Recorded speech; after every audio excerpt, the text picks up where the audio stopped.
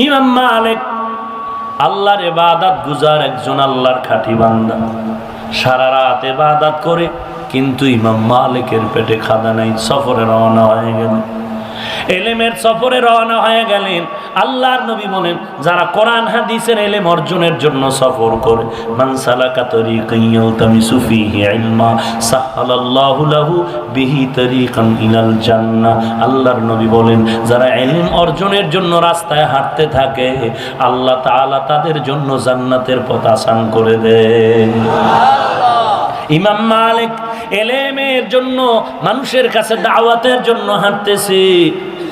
এক জায়গায় গিয়ে হাঁটতে হাঁটতে মরুভূমি এলাকা, খানা নেই, 3 দিনের ক্ষুধা, কেউ বলে আরো 2-4 দিন কম বেশি ক্ষুধা চলছে, খানার কোনো আয়োজন নাই। এক পর্যায়ে নামাজ পড়বে, ইবাদত করবে, দাঁড়াইতেও পারে না, দুর্বল। সারা রাত ইবাদত করলো এক এলাকায়, পেটের ভেতরে ক্ষুধা, ক্ষুধা নিবারণের কোনো খানার আয়োজন নাই। খুঁজে খুঁজে দেখলো এলাকার পাশে একটি ছোট খানার ঘর। রুটিওয়ালার কাছে গিয়া বলে, রে ভাই, আমি এত দুর্বল, আমারে যদি একটু খানার আয়োজন করো, আমি তোমার একটা মাসআলা শিখাইয়ে দিব। দূর মিয়া, চোরের শুনে ধর্মের বয়ান, তুমি কোন জায়গার মোল্লা এসেছো, আমাকে মাসআলা শিখাইবা? মাসআলার গুল্লি মারি, কোনো খানা নাই, টাকা দাও। আমি চিনি টাকা, মাসআলা চিনি না। টাকা আছে? বলে না, না, কোনো টাকা নাই। বলে টাকা না দিলে খানাও নাই, টাকা না দিলে খানা নাই। বলে তোর একটা ইলম শিক্ষা দেব, জরুরি। জরুরি গুল্লি মারি, টাকা জরুরি। এলমেরা এজাজ করদান বেহিসাব, খলকেরা দাদান জবে বাসওয়া। এরে আল্লাহর বান্দা, কেমন ইলম ওয়ালা ইমাম মালিক। বারবার বলি, 70 বছর মদিনায় জীবন কাটাইছেন, এখনো ইমাম মালিকের কবর মদিনার ভেতরে। কে সেই ইমাম মালিক? 70 বছর মদিনায় জীবন কাটাইলেন, পায়ে কোনোদিন জুতা পরে নাই। সুবহানাল্লাহ, গজব লাগলো। ইমাম মালিক, কেন তুমি জুতা পরো না? মদিনার জমিনে কেন জুতা পরো না? ইমাম মালিক চোখের পানি ছেড়ে বলে, রে ভাই, মদিনার যেখানেই আমি যাই, সেখানেই মদিনার নবীর রওজার ঘ্রাণ পাই। মদিনা নাম কত সুন্দর,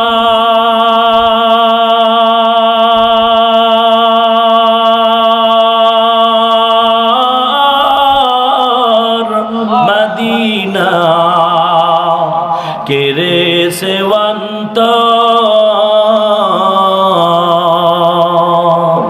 সেই মদিনার পথের ধুলি আমি, সেই মদিনার পথের ধুলি আমি মাখতে পারলাম না মদিনা, যাইতে পারলাম না মদিনা, দেখতে পারলাম না। আমি অসহায় তাই এত দূরে রই, শুধু সালাম জানাই মদিনা, যাইতে পারলাম না মদিনা, দেখতে পারলাম না। খারাপ লাগে আপনার? আল্লাহর কাছে দোয়া করো, হে মালিক, তুমি আমাদের জীবনে একবারও যদি হয় মদিনার ওই ধুলা গায়ে লাগাবার তৌফিক দাও। এরে নবীর উম্মতের দল, মদিনা বড় দামি এক জায়গার নাম, যেখানে আমার নবী আজও জিন্দা অবস্থায় শায়িত। এরে নবীর উম্মতের দল, যে নবী এত দামি নবী, যে নবীর রওজার কিনারা থেকে চক্ষুওয়ালা ব্যক্তিরা এখনো নবীর ঘ্রাণ পায়। কেমন আমার নবী? নবী যদি রাস্তা দিয়া চলতেন, হাজার কদম দূরে গেল এই রাস্তায় মেশকো দিয়া পুরা ঘেরানে মুখরিত হয়ে যাইত। কেমন নবী আমরা পেয়েছি, আজ ওই নবীর সুন্নতের খবর নাই, ওই নবীরে গালি দেওয়া হয়। এরে নবীর উম্মত, আজকে ওই নবীর দাড়ি নিয়ে গালি দেওয়া হয়। আজকে তুমি নবীর সুন্নতের দাড়ি কাইটা তুমি আজকে নবীর সাথে দুশ্মনী করতেছো। নবীরে যারা গালি দিল তাদের ব্যাপারে তুমি কোনো কথা বললা না। তুমি এখন নবী গায়েব জানে না কি জানে না নিয়ে কিলাকিলিতে ব্যস্ত। নবী নূরের তৈরি না মাটির তৈরি এ নিয়ে তুমি ঝগড়া করতেছো। তোমার ছেলে নামাজ পড়ে না, দাড়ি রাখে না, সেই খবর কেন নিলে না বলো? তোমার মেয়েটা কেন এখনো বেপরদা স্কুল কলেজে যায়? হিসাব দিতে হবে আল্লাহর দরবারে। পালাবার কোনো সুযোগ আছে? এরে নবীর উম্মতের দল, আমার নবী আদর্শ বাস্তবায়নের জন্য কত মার খাইলেন, কত দুশ্মন আমার নবীর গলার মধ্যে রুমাল লাগায় জোরে টান দিল। নবীজির জিহ্বা মোবারক বের হয়ে গেল, ঘাম পড়তেছে। নবী বেজার না, রুমালটা ছেড়ে দেওয়া মাত্র নবী তার হাতে হাতটা লাগায় মুস্কি হেসে দিলে। নবীর আদর্শ কই? অথচ তোমার ব্যক্তি জীবনে নবীর আদর্শ নাই, পরিবারে নাই, সমাজে নাই। তুমি বলো সমাজ যেমন তেমনি ভাবে চলতে হবে, চেয়ার টেবিল ছাড়া তোমার খানা চলে না। অথচ নবীর যুগে চেয়ার টেবিল ছিল ছিল ছিল, তারপরও নবী চেয়ার টেবিলে খান নাই। ছিল কিন্তু চেয়ার টেবিলে খান নাই। ছিল চেয়ার টেবিল ছিল কিন্তু নবী চেয়ার টেবিল ব্যবহার করেন নাই। শুধু তাই না, আল্লাহর নবীকে আল্লাহ নিষেধ করেছেন আসন বসে খানা খাওয়া যাবে না। এটা অহংকারীর বড় পরিচয়। আসন দিয়ে খানা খাওয়া যাবে না। আল্লাহ হাদিস ধমক দিয়ে বললেন, জিব্রাইল যাও, আমার নবী যেন আসন দিয়ে বসে খানা না খায়, তুমি পাও ঝুলায় ঝুলায় খাও। এটা তো আল্লাহর নবীর আদর্শের বহির্ভূত কাজ। এরে নবীর উম্মত শুধু তাই না, নারী পুরুষ এক টেবিলে খায়। তুমি নবীর আশেক দাবি করো, লজ্জা কি বিদায় হয়ে গেল? এত বেলাজা কেমনে হইলা? এত বেহায়া কেমনে হইলা? দাড়ি নাই, টুপি নাই, নামাজ নাই, পর্দা নাই, ছেলের চেহারায় মুসলমানের পরিচয় নাই। তুমি বলো আমি নবীর বড় আশেক, আর যেই লোকটা তাহাজ্জুদ পড়ে, নামাজ পড়ে, ফাকরি পড়ে, এরে দাও গালি কেন? কে ওহাবি হয়ে গেছে। ওহাবির ব্যাখ্যা জানো? আল্লাহ হেদায়াত দান করুন। মদিনা নাম কত মধু,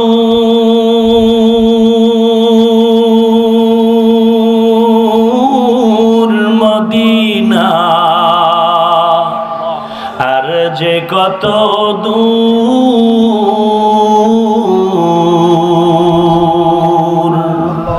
পাখির নেই ডানা থাকলে, পাখির নেই ডানা থাকলে যেতাম মদিনায়, মদিনা যাইতে পারলাম না, মদিনা দেখতে পারলাম না।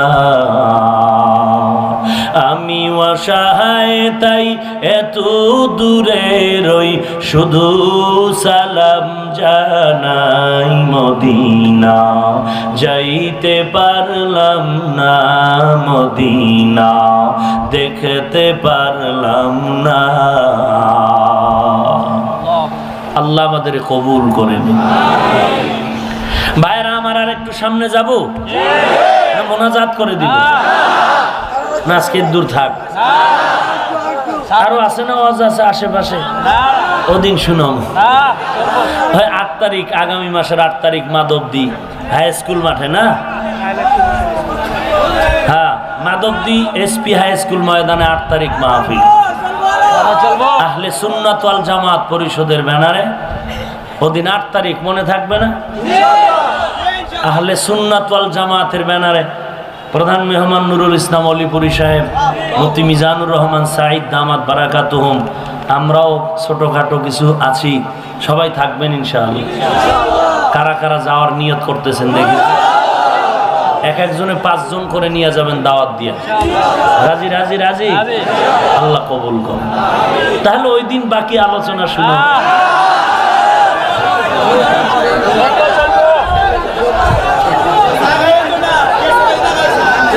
হায় হায় হায় হায়, তাহলে ওই দিন আর আমি আসবো না, আজকেই সব শোনায় দেই। ইমাম মালিক রহমাতুল্লাহ আলাইহি, তাই মিয়া পরে ডিস্টার্ব করো।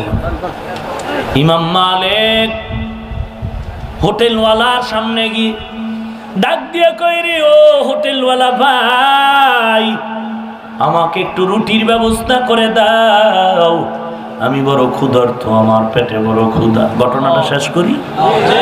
ইমাম মালিক যতই বুঝায়, চোরে শোনে না ধর্মের বয়ান। ওরে আল্লাহর বান্দা, যার কাছে আলো নাই, যার চোখে ডিস্টার্ব, সে মনে করবে আলো অন্ধকার সমান। যার নাকের ঘ্রাণ শক্তির মধ্যে ভেজাল আছে, ওই বান্দার সামনে আতর আর পায়খানা সমান। এর কাছে যদি পায়খানা দেয়, মনে করবে বগুড়ার দদির মতো, কারণ নাকের ঘ্রাণ শক্তি ভেজাল। ইমাম মালিক যত বুঝায়, ও হোটেলওয়ালা ভাই, আমি আল্লাহর একটা গোলাম, আমি গরিব, তুমি আমাকে একটু যদি দাও, রুটি দাও, আমি বিনা টাকায় নিলাম না, টাকা না থাকলেও তোমাকে আমি একটু উপকার করি, ভালো একটা মাসআলার সমাধান করে দেই। হোটেলওয়ালা রাজি হলো না। আল্লাহর ওলি পেটের মধ্যে ক্ষুধা নেই, মনে বেজার, মনের কষ্ট নিয়ে ইমাম মালিক বিদায় হয়ে গেল। সফর লম্বা, এমন ক্ষুধা হাঁটতেও পারে না, মাঝে মাঝে গিয়া গাছ পাইলে আঞ্জা করে পেট চাপা দেয়, সহ্য করতে পারে না, রুমাল দিয়ে পেটে বাঁধে, করক বড় কষ্ট। ওরে মুমিন, যার পেটে ক্ষুধা, সে বুঝে ক্ষুধা কত কষ্টের ব্যাপার। ওই রোহিঙ্গা মুসলমান টেকনাফের বর্ডারে কান্না করে। একটা মহিলা বাচ্চা নিয়ে রাস্তার কিনারায় ফজরের নামাজের পরে দাঁড়ানো।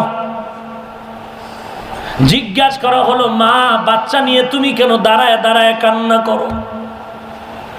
মহিলা ডাক দিয়ে বলে, 3 দিন পর্যন্ত আমার কোনো খানার আয়োজন নেই, আমি খানা চাই না, আমি না খায়া মরো যাইলে আমার কোনো আফসোস নেই, কিন্তু আমার কোলের মধ্যে দুধের শিশুটা বড়, দুধও পায় না, বুকে দুধ নেই, আমার বাচ্চাটার একটু ভালো পানি দেওয়ারও কোনো সুযোগ নাই। আমি ফজরের নামাজ পড়ে রাস্তার পাশে দাঁড়ায় দাঁড়ায় কান্না করি। ওরে নবীর উম্মতের দল, এ জমিনের মধ্যে কত আল্লাহর বান্দা তাহাজ্জুদ কাজা করে না, কিন্তু বড় গরিব, ঘরের মধ্যে খানা নাই, মাঝে মাঝে খবর নেই। ওই টঙ্গীর ময়দানে যাও, চরমনার ময়দানে যায়, উজানির ময়দানে যায়, 3 দিন 2.5 দিন থাকে, বাড়ির থেকে কিছু চিড়ামুড়ি নিয়ে যায়, এগুলো খায়, কোথাও যায় না। টাকা নাই, মাছ গোস্ত খাওয়ার লোভ নাই, কোন রকম জীবন চালায়। কত আল্লাহর বান্দা আছে ঘরে বৈশা, খানা না থাকলে সেজদায় পড়ে কান্না করে। এরে আল্লাহর বান্দা, আসে না। এবার স্বামী একদিন ধমক দিয়ে বলে, বেবি টেনশন কেন করো, ভালো একটা জামাই যদি পাই, আমি পৃথিবীর সব ওই জামাইরে দিয়ে দিব। স্ত্রী একটু মোটামুটি দিনের দিকে আগানো, কারণ ভালো বাবার সন্তান। অনেক ঘরে দেখা যায় স্বামী নামাজ পড়ে না, স্ত্রী নামাজ পড়ে, স্বামী রোজা রাখে না, স্ত্রী রোজা রাখে। কত ঘরের খবর পাই, কত ঘরের খবর পাই। রমাজান স্ত্রী রোজা থাকে, স্বামী রোজা রয় না, আমারে পাক করে খানা দিবি, রোজা রাখার সময় আমার নাই। আল্লাহর বান্দি যখন হোটেলওয়ালার কথা শুনলো, মনে বড় আঘাত, সর্বনাশ, সারা দুনিয়ার উপরেও কোন তোমার জামাইরে দেওয়ার ক্ষমতা নাই। মূর্খ ভণ্ড ডেকে বলে, তুমি আমার সাথে বার্গেনিং করবা না, বিতর্কে জড়াবা না, আমি যে ওয়াদা করেছি সব দিব, সব দিব। আমার এই ওয়াদা আমি বাস্তব। তুমি যে বললা আমি পারবো না, আমি যদি পারি তখন তুমি তো আমার কাছে দুর্বল, তুমি তখন আমার কাছে মুখ দেখাইতে পারবা না।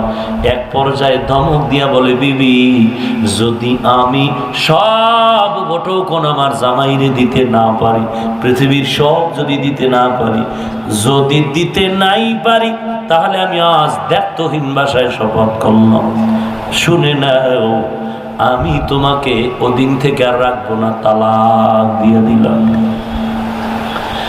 যদি আমি দিতে না পারি তো তুমি তালাক। ভেজাল লাগায় দিল। স্ত্রী চোখের পানি ছেড়ে কান্না করে, স্বামী আমার সবকিছু দেওয়ার ক্ষমতা তোমার হাতে নাই, নাই, তাহলে তো আমি তালাক হয়েই আছি, সময়ের ব্যাপার, বিবাহ হবে, আমি তালাক হয়ে যাব। মন বড় খারাপ, কষ্ট করে করে করে করে সংসারটা বড় করলাম, তুমি আমাকে এমন কথা কেন বললা? স্ত্রীর চোখের পানি দেখে স্বামীর অন্তরে বড় মায়া লাগলো। এক পর্যায়ে বুঝে এসে গেল, না না, আমি বাহাদুরি করে এমন কথা কেন বললাম? দুনিয়ার সব কিছু দেওয়া আমার পক্ষে সম্ভব না, কিন্তু আমি তো কথা বলেই ফেলেছি, এর সমাধান দরকার। কোথায় যাব? সমাধানের জন্য একজন ইলিমওয়ালার দরকার, কোরআনওয়ালার দরকার। কোরআনওয়ালা কই কই? কোরআনওয়ালা নাই, আশেপাশে মাদ্রাসাও নাই। খুঁজতে খুঁজতে বের হয়ে বলে, হ্যাঁ আশেপাশে একজন বড় আল্লাহওয়ালা আছে, ইমাম মালিক, ওই গাছের জংলার কিনারায় ইবাদত করতেছে। হোটেলওয়ালা বলে তার কাছেই যাব, কিন্তু বুঝে নাই যার সাথে আমি বেয়াদবি করে ফেলেছি। হোটেলওয়ালা সমাধানের জন্য গাছের জংলার কিনারে ইমাম মালিকের কাছে চলে যায়। ইমাম মালিক দেখে চিনতে পেরেছে, এই তো সেই বেয়াদব হোটেলওয়ালা, আমারে কষ্ট দিল, রুটি দিল না। এবার হোটেলওয়ালার দেখে বলে, কিরে ভাই, কি মুসিবতে গ্রেফতার হয়ে এখানে আসছে? হোটেলওয়ালা বলে, হুজুর বেয়াদবি মাফ করবেন, একটি মাসআলার সমাধান চাই। ইমাম মালিক বলল, তোমার নাকি মাসআলার দরকার নাই, তোমার নাকি টাকার দরকার। এত বাহাদুরি করা ভালো না, আল্লাহর মাইর হলো আলমের ভাই। চালাকি করে লাভ নাই, যতই বাহাদুরি করো, যেই জিনিসটাকে তুমি বৃদ্ধাঙ্গুলি দেখাও, তুমি আর একজনের মুসিবতে তুমি নিজেকে ধন্য মনে করো, তার মুসিবতে তুমি খুশি। না না, খুশি হয় না, একদিন এই মুসিবত তোমাকেও গ্রাস করে ফেলবে, ঠিক নেই? ওয়ামাকারু ওয়ামাকারাল্লাহ ওয়ামাকারু ওয়ামাকারাল্লাহ ওয়াল্লাহু খায়রুল মাকিরিন।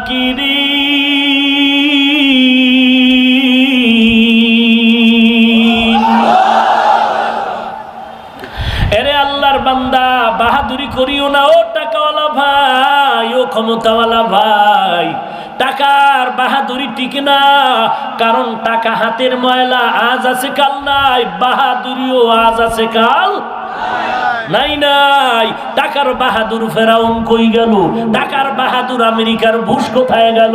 টাকার বাহাদুর বিল ক্লিনটন কোথায় গেল? টাকার বাহাদুর ওই গাদ্দাফি কোথায় গেল? ফেরাউন কোথায় গেল?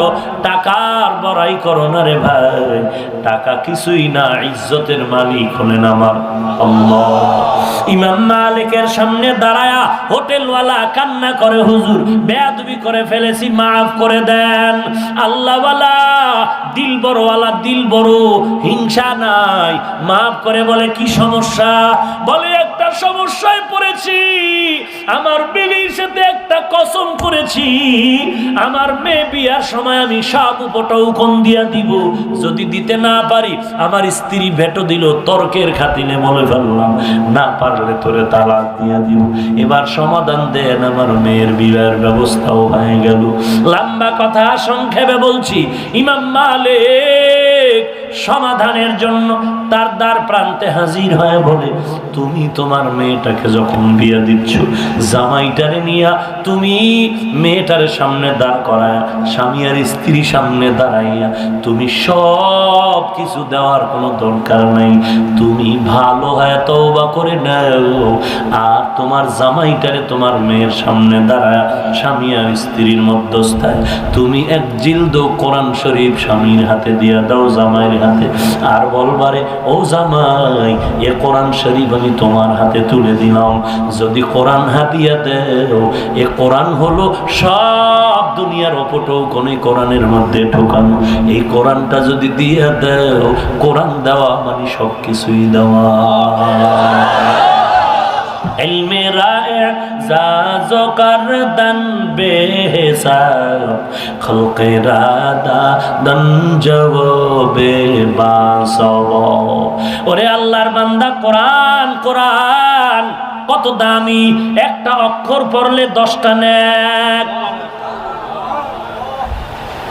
এরে মুমিন, কোরআনের দ্বিতীয় অর্থ বলেছি, কোরআন সত্যতার দলিল। যদি কোরআন কারায়েন থেকে নেওয়া হয়, কারায়েন কারিনাতুনের বহু বচন মানে দলিল। আর কোরআনের আরেকটা অর্থ হলো পড়া, কারা ইয়াকরাউ মানে পড়া। আল্লাহ বলেন, ইকরা বিসমি রাব্বিকাল্লাযী খালাক। কোরআনের এক অর্থ পড়ো। পৃথিবীতে এমন কোন কিতাব নাই যেটা বেশি পড়া হয়, কোরআন এমন একটি কিতাব যেটা এত বেশি পড়া হয়, এই কোরআনের মতো পড়া আর দুনিয়াতে কোনোটাই হয় না। ওরে মুমিন, একটা কিতাব, উপন্যাস, কবিতা, ভালো লেখকের লেখক করা বই একবার পড়ি, 2বার পড়ি, মজা আর লাগে, কিন্তু কোরআন একবার নি, কথা কয় না। যত পড়ি ততই মজা, যতই পড়ি ততই মজা, পড়তেই মনে চায়। কয় পড়লেও তো বেনিফিট রেডি। قال رسول الله صلى الله عليه وسلم من قرأ حرفا من كتاب الله فله بعشر امثالها। এরে একটা অক্ষর যদি পড়ো, আল্লাহ তাআলা 10টা নেক দান করবেন। লা আকুলু আলিফ লাম মিম হারফুন ওয়ালাকিন আলিফুন হারফুন ওয়া লামুন হারফুন ওয়া মিমুন হারফুন। আল্লাহর নবী বলেন, আলিফ লাম মিম 3টা মিলে একটা অক্ষর না, আলিফ আলাদা অক্ষর, লাম আলাদা অক্ষর, মিম আলাদা অক্ষর। 3টা অক্ষর যদি কেউ পড়ে, আলিফ লাম মিম, সাথে সাথে 30 নেক আমলনামায় যোগ হয়ে যাবে। ওরে মুমিন, কোরআন বড় দামি। প্রতিদিন এশার নামাজের পরে, এরে মোল্লা, এরে আল্লাহর গোলাম, রিজিকের জন্য তাবিজ লাগানোর দরকার নাই।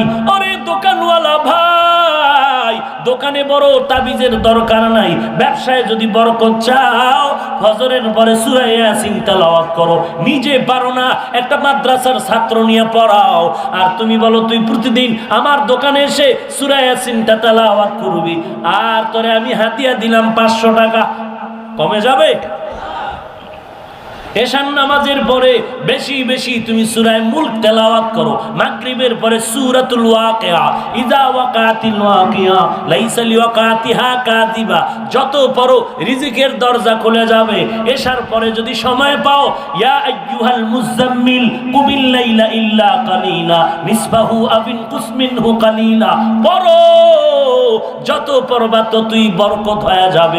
এরে আল্লাহর বান্দা, কোরআন পড়ো, যত পড়বা ততই বরকত, যত পড়বা ততই চেহারায় নূর বেড়ে যাবে। পড়ো, কোরআনের এক অর্থ পড়ো। এরে মুমিন, কোরআনের আর একটা অর্থ করনুন থেকে নির্গত, তার অর্থ হলো মিলানো। অর্থ কি? মিলানো। কোরআন এমন একটা কিতাব, আওয়ামের নাওয়াহি দোনোটা মিলায় আল্লাহ বর্ণনা করেছেন। যেখানেই তা'মুরুনা বিল মা'রুফ, ওখানেই ওয়া তানহাউনা আনিল মুনকার। যেখানেই আযাবের কথা, সেখানেই আবার জান্নাতের কথা, জাহান্নামের কথা মিলাইয়া মিলাইয়া আল্লাহ তাআলা কোরআন অবতীর্ণ করেছেন।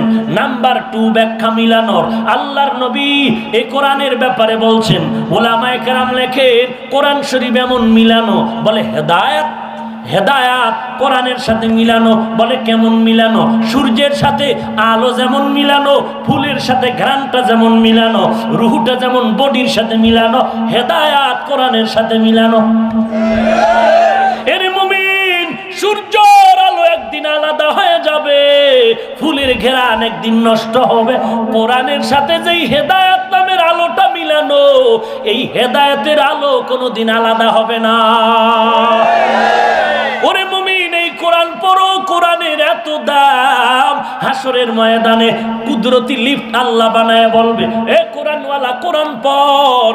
একটা আয়াত পড়বি, এক এক স্টেশন উপরে উঠে যা, অটো উপরে উঠতে থাক। ইউকালু লি সাহিবিল কুরআন ইকরা ওয়ারতাকি ওয়ারাত্তিল কামা কুনতা তুরাত্তিলু ফিদ দুনিয়া ফা ইন্না মানজিলাকা ইনদা আখিরি আয়াতিন তাকরাউহা। কোরআন বড় দামি এক সম্পদ, এ কোরআন বুকে লাগাও। এর মুমিন, আজকেও কিতাবে দেখলাম আল্লাহর ঘর বাইতুল্লাহ এত দামি, যেখানে নামাজ পড়লে একে কত? 1 লক্ষ। এর মুমিন, কেউ নামাজ পড়ে, অল টাইম আল্লাহর রহমত কাবার ছাদের উপরে অবতীর্ণ হয়। 120টা রহমত। কয়টা? 120। যারা নামাজ পড়ে, তাওয়াফ করে, তাদের উপরে সেকেন্ডে সেকেন্ডে আল্লাহ 60টা রহমত দেয়। যারা নামাজ পড়ে না, তাওয়াফ করে না, কোরআন তেলাওয়াত করে, কি করে? কোরআন পড়ে, তসবিহ পড়ে, তাদের উপরে 40টা রহমত। যারা কোরআন পড়ে না, জিকির করে না, তসবিহ পড়ে না, শুধু তাকায় তাকায় দেখে আল্লাহর ঘর, এদের উপরও 20টা রহমত অবতীর্ণ।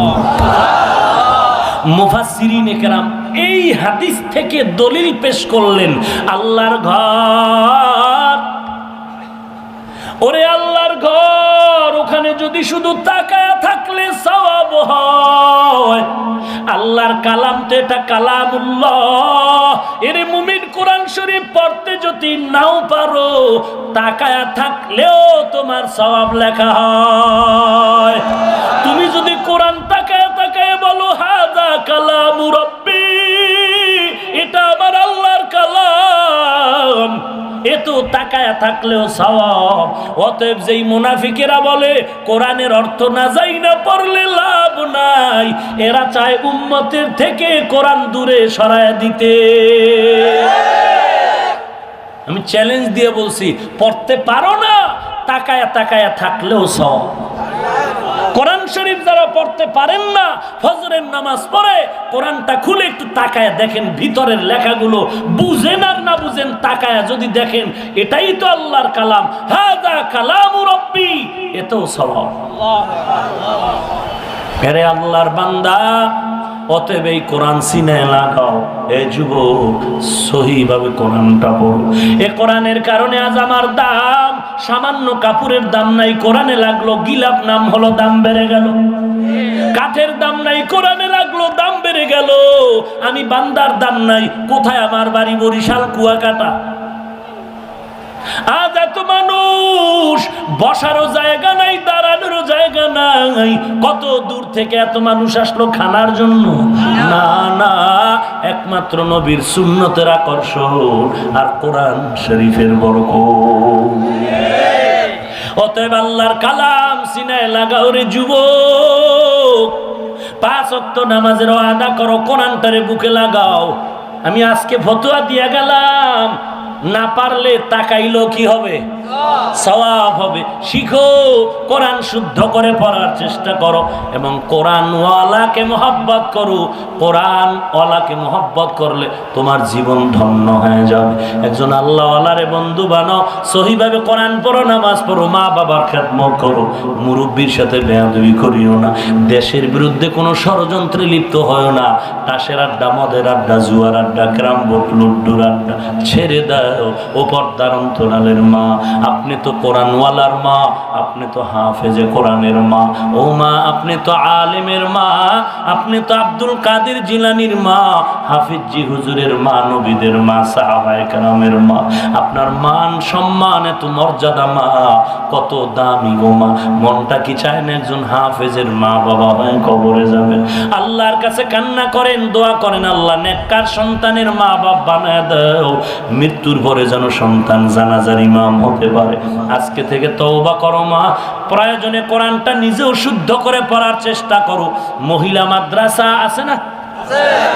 মহিলা মাদ্রাসায় গিয়ে দৈনিক 1 ঘন্টা সময় দিয়ে কোরআনটারে শুদ্ধ করে নাও। আমি বলছি না তুমি বরং মাওলানা হয়ে যাও, ভেজাল আছে। অত বড় আলেম হওয়ার দরকার নাই। আলেম পুরুষেরা হয়ে যাবে, মহিলাদের এত বড় আলেম হওয়ার দরকার নাই। যদি কেউ সময় নিয়ে হতে পারে তাকওয়ার ভিত্তিতে সেটা ভিন্ন কথা, তবে এটা হতেই হবে তার পক্ষে আমি না। তবে নামাজ ঠিক করার জন্য কোরআন শরীফটা শুদ্ধ করে নাও। হ্যাঁ, যদি মাসআলা জানতে হয় কাফিয়া কুদুরি পর্যন্ত পড়লেই যথেষ্ট হয়ে যায়। সুযোগ থাকলে পড়ো, সন্তানটারে কোরআনওয়ালা বানাও, স্বামীরে কোরআনের পড়ার জন্য তাকিদ দাও। 5 ওয়াক্ত নামাজ পড়ো, ঘরের মধ্যে অল্প টাকা কামাই করলো বরকত বেশি হবে। এ যুবক ভাই, দাড়িটা লম্বা করো, নামাজ পড়ো, তওবা করো, ভুল তো করেছি, আর জীবনে দাড়ি কাটবো না, নামাজ ছাড়বো না, বেপরদায় চলবো না, মা বাবারে কষ্ট দিব না, একজন বুজুর্গ আল্লাহওয়ালার বন্ধু হব, দেশের বিরুদ্ধে কোনো ষড়যন্ত্রে লিপ্ত হব না। আজকে গুনাহ থেকে তওবার নিয়তে আল্লাহর কাছে কান্না করো, মাফ চাও, আল্লাহ জীবনের গুনাহ মাফ করে দিবেন। কোরআনের মহব্বতে কবরের চিন্তা করে গুনাহ থেকে বাঁচার জন্য যদি দিলটা তৈরি হয়, মুনাফিকি যদি না থাকে, খাঁটি তওবার নিয়তে 2টো হাত আল্লাহকে দেখায় দাও। আয় আল্লাহ, সবার হাত আপনি কবুল করে নেন, দাড়িওয়ালা নামাজি বানায়া দেন, সহিভাবে কোরআন পড়ার তৌফিক দান করেন, মা বাবার খেদমতের জন্য কবুল করেন। আয় আল্লাহ, আপনার খাস ওলিদের বন্ধু বানায়া দেন, দেশের বিরুদ্ধে ষড়যন্ত্র থেকে হেফাজত করেন। আয় আল্লাহ, আমরা তওবার নিয়তে হাত তুলেছি, কবুল করে নেন, তওবার উপরে মজবুত হয়ে চলার তৌফিক দান করেন, আমিন। আলহামদুলিল্লাহি রাব্বিল আলামিন, ওয়াসসালাতু ওয়াসসালামু আলা সাইয়্যিদিল আমবিয়া ওয়াল মুরসালিন ওয়া আলা আলিহি ওয়া আসহাবিহি আজমাইন। সবাই জবানটা নাড়ায় পড়েন, ইয়া আরহামার রাহিমিন। মহাব্বতে পড়েন, নবীজি বলেছেন যারা দোয়া করার আগে 3 বার ইয়া আরহামার রাহিমিন পড়বে, আল্লাহ তাদের দোয়া কবুল না করে বিদায় দিবেন না। ইয়া আরহামার রাহিমিন, ইয়া আরহামার রাহিমিন, ইয়া আরহামার রাহিমিন। রব্বিরহামহুমা কামা রব্বায়ানি সগীরা। ربنا آتنا في الدنيا حسنة وفي الآخرة حسنة وقنا عذاب النار। बता हमको तेरे राह की इस तरफ है, तेरे राह पर चला हमको खुदाया। ও দয়ার মালিক, গুনার বোঝা মাথায় নিয়ে আপনার দরওয়াজায় হাজির।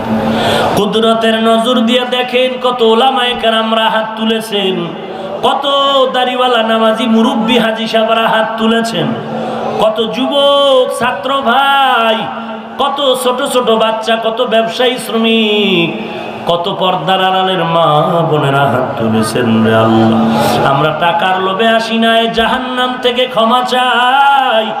ও আল্লাহ, তওবার নিয়তে হাত তুলেছি, কবুল করে নেন, জীবনের গুনাহগুলো মাফ করে দেন আল্লাহ। আয় আল্লাহ, সহিভাবে কোরআন পড়ার তৌফিক দান করে খাঁটি আল্লাহওয়ালার বন্ধু বানায় দেন। ও দয়ার মালিক, খাঁটি আল্লাহওয়ালার বন্ধু বানায় দেন, মা বাবার খাদেমা বানায় দেন, মা বাবার খেদমতের জন্য কবুল করে নেন, দেশের বিরুদ্ধে ষড়যন্ত্র থেকে হেফাজত করে। আয় আল্লাহ, গুনাহের প্রতি ঘৃণা জমায়া দেন, নবীজির সুন্নাতের আমলওয়ালা আশেক বানায়া দেন। আয় আল্লাহ, মা বোনদের আবেদা পর্দানিশী বানায়া দেন, ছেলে সন্তান নেককার বানায়া দেন। আয় আল্লাহ, ঘরে ঘরে নেককার ছেলে মেয়ে বাড়ায়া দেন আল্লাহ। আয় আল্লাহ, সারা দুনিয়ায় শান্তি দান করেন, বারবার মুসলমানের উপরে রহমত নাজিল করেন আল্লাহ।